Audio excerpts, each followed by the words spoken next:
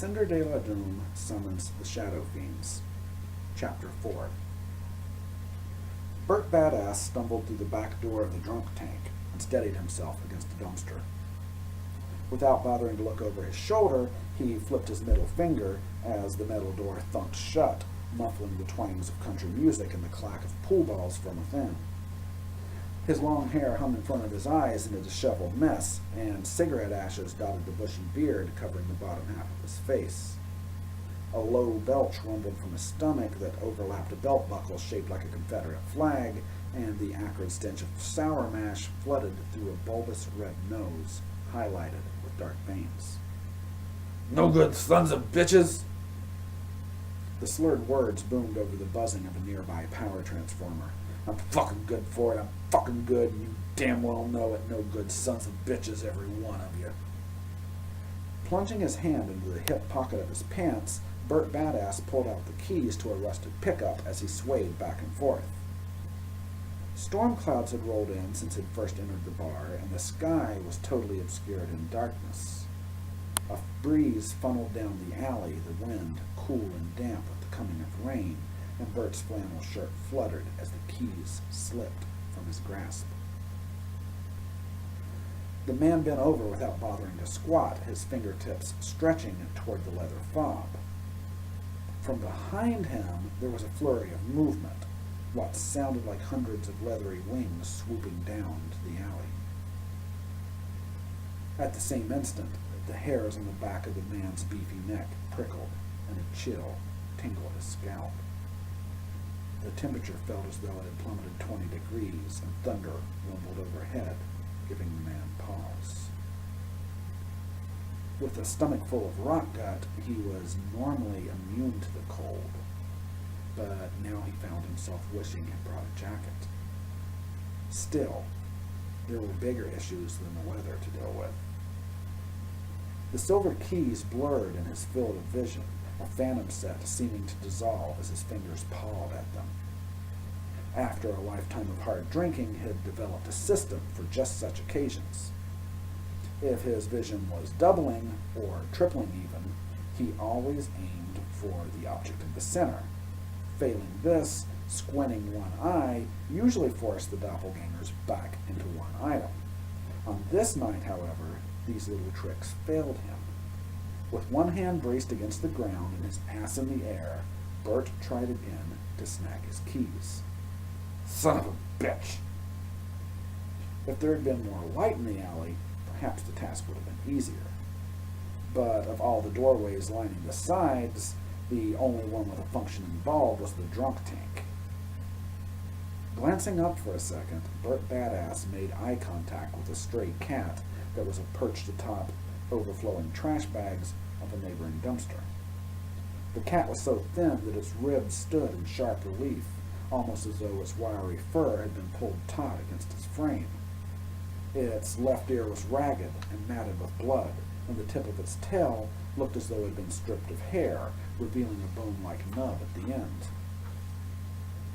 The creature stood on its toes and arched its back as its ears flattened against its head. A warning hissed from the cat's mouth as its fur bristled and its eyes narrowed in an angry squint. "What the fuck you looking at, ass-face?" A low growl rumbled in the back of the cat's throat as its tail swished in a series of quick jerks. His head was lowered now, but for some reason, Bert couldn't quite shake the feeling that the stray wasn't really looking at him. In fact, it almost seemed as if the cat were looking further down the alley, as if something threatening was making its way toward the drunkard's back. Something the cat instinctively knew to fear.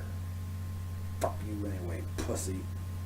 Bert giggled at his own perceived cleverness and returned his attention to the keys. His hand reached into the gloom once again.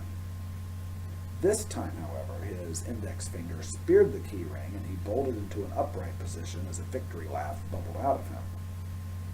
The sudden movement proved too quick for his precarious sense of balance. The man fell backward with flailing arms, thudding against the door as his feet slipped out from under him. His back slid down the metal and he thumped to the ground, dropping the keys into his lap. The keys, however, were the furthest thing from his mind. Now that he was facing the alley again, he saw them. The shadowy figures clustered around him in a loose semicircle, staying just outside the pool of light cast from the bulb above the doorway. They wove in and out of one another as if vying for the best position, their dark bodies rustling like wind blowing across a field of dried corn husks. Though their eyes, if they indeed had eyes, were entirely cloaked in darkness, Bert Badass felt as though he were pinned to the door by their stare. He could actually feel their gaze piercing the center of his chest, burning both hot and cold as his heart galloped. The creatures nearest him stood in a slight crouch, as though ready to pounce at any second. Long claws raked at the air as their heads lurched forward, conjuring images of buzzards darting their beaks into a bloody carcass. He tried to scramble backwards to put some distance between himself and these creatures, but the door behind him was solid. There was no way for him to retreat, no way to flee from the things looming over him. They would kill him. They would rip him to shreds like a pack of rabid predators, dragging parts of his mangled body into the shadows as they slurped the marrow from his bones. He knew this. He wasn't sure how, but he did.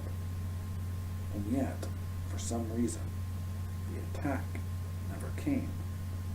They simply stood in the gloom of the alley, pitching forward as if to attack, only to pull back just before they crossed into the light. Though his body trembled as if it had gone days without a drink, the man mustered the courage to shout a wavering challenge. "What the fuck you waiting for? You want to kill me? Fucking kill me! Come on, come at me, bro!" From behind the wall of creatures, the alley cat hissed again, and for one maddening moment, Bert felt as though the feline had his back. As if the two of them were about to take on whatever the hell these things were, in a fight that would be recounted in barroom tales for years to come. But the moment they heard the sound, the shadows spun in unison. A ripple seemed to pass through the collective for a fraction of a second, but then they streamed forward, their solid bodies transforming into streaks of dark clouds with hints of featherless wings, the framework bony and angular. Before Bert even had a chance to register what he'd seen that engulfed the cat, they surrounded the animal like a knot of writhing worms, nebulous and smoky in the darkness of the alley. From somewhere within this twisting mass, the cat yowled in agony, but the shrill sound was cut short as tufts of fur flew into the air. Within seconds, it was all over. The creature shot down the alley with a collective roar, leaving a cat-shaped skeleton with globs of gristle and strings of muscle clinging to the bones. There was no blood splattered against the dumpster, no ravaged organs or bodily fluids trickling down into the trash. It was as if the creatures had stripped all of that away, leaving behind only that which they could not use. Bert knew they would have done the same thing to him, and yet for reasons he couldn't fathom, they hadn't. They devoured the cat and moved on, leaving the drunk man to hang his head as he cried into the hands cupping his face, trying desperately to wipe the memories of what he'd just witnessed from his mind. What he really needed was a drink, a little something to calm the trembling in his hands and to thaw the cold gorge that had tunneled into the core of his being. Just a shot or two, maybe 3. He'd been cut off at the drunk tank, but was pretty certain his credit was still good down at the Crowbar. He'd be able to drink there until all of this was nothing more than a hazy memory, until the entire experience was lost in the throes of full-fledged blackout. That was exactly what he needed. Yet Bert couldn't force himself to get to his feet, for he knew they were still out there somewhere, thronging through the streets of the sleeping town, searching for prey, for the next unweary victim to cross their path. And God help whoever that might be.